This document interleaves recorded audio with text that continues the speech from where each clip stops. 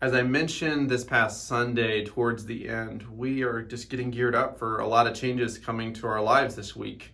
With Thursday, July 1 comes all these new changes as part of stage 3 that the province is kind of welcoming us into, and it just brings about a lot of questions, a lot of hopes, and perhaps even a lot of anxieties for a lot of us in our church and beyond. Like, what does it mean when all these restrictions are rolled back, and how do we proceed in faith? And I think I also come to this time where I just am very hopeful about the opportunities for us as a church, that we've been really making do with a lot of givens and circumstances that have not been ideal.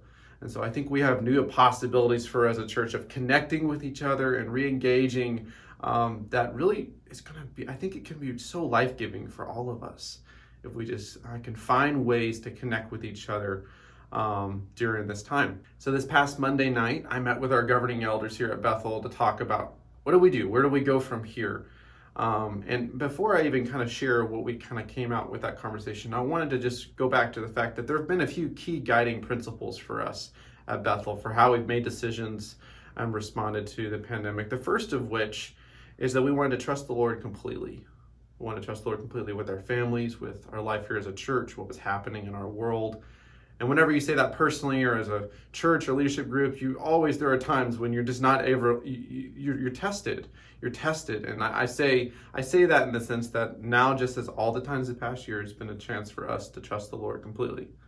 The second thing that we've tried to do after the whole course of the year is that we wanted to honor what the province has asked us, what our government's asked us to do as things that are safe for others and for ourselves. And so we've done the best we could, even though there have been plenty of times when that has not been easy. So we've wanted to trust the Lord completely, honor what's been asked of us. And I'd also say that we, in the midst of this time, have been given this invitation to love each other more and more. And there's just all these kinds of ways that we can truly grow into that and lean into that. So as I say that, I met on Monday night with our governing elders, and they really want to follow suit with what is being asked of stage 3, which is really kind of rolling back a lot of these guidelines. So you might ask, what does that mean for us? Well, that means that we're going to be open to a more open environment on Sunday worship. We're going to be more open to an open environment here in the building if you or join us for any gathering or anything like that. First thing that I want to let you know is that starting this Sunday, we are going to not ask people to register to attend Sunday service. That's been something that's been pretty consistent that we've done ever since we started in-person services. Of course, if we ever had something happen, we have ways to communicate to the whole church just to let everyone know. So we'll hold on to that, but really we just want people to feel like they can come to church, maybe even the morning of if you weren't sure, or maybe you had a friend you wanted to invite. We just want to set aside that what could be an obstacle of coming to church aside. And if you want to come in person, please come and join us. We would certainly love to see you on Sunday. With the vote for the mask bylaw to be repealed this past Friday, we're going to be open to people just coming to the building, no mask. We're not going to ask people to wear masks for Sundays or any other day you might be in the building. And also you might notice that there are going to be some changes in the sanctuary this Sunday. Just, some of the spacing measures we had in place, we're just going to take down and allow people just to kind of decide for themselves what is comfortable for you. And as I say that, you should know that if everything happening right now for you does not make you feel very comfortable, I would encourage you to take measures to keep yourself safe and help feel comfortable, whether that's wearing a mask in any environment that you're in, or whether that's also related to you choosing to stay home. We just certainly want you to feel safe and at ease and comfortable, but we also want to welcome everyone, whether you are completely ready for this moment, or maybe you don't feel quite ready for this moment. Now is the time for all of us to come together in grace in whatever capacity that we can. We've had our website updated to reflect a lot of this, even a letter about guidelines or just explaining where we are in this moment. And there's also, you should know that, this upcoming Sunday, July 4th, we're putting plans in place to open in-person kids ministry. And so there's a whole host of plans there that I would encourage you to go to the kids ministry page to see what's going on, how you could get involved and participate. Because with in-person kids ministry, some of the things that happen online might change a little bit. So I just want you to be informed. So please go to the kids ministry page to see what's happening.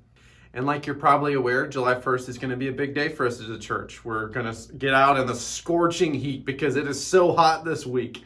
and try to connect with each other and with our neighborhood on July 1 on Canada Day. So that means, if you're already volunteering, great, and perhaps you've already donated food, but we'd love to see you too, to come out and just see you on this day and at least have some time of just celebrating the day, but also just celebrating our community together. So if you can, please come out. It's going to be 12 to 3 on Thursday.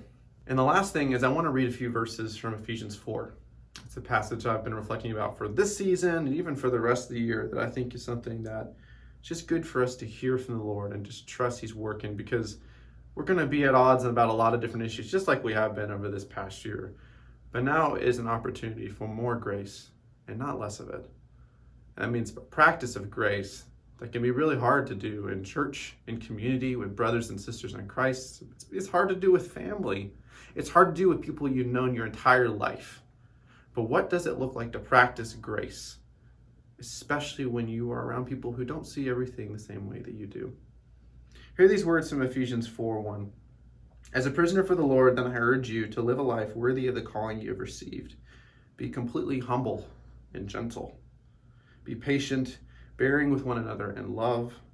Make every effort to keep the unity of the Spirit through the bond of peace. There is one body and one Spirit, just as you were called to one hope.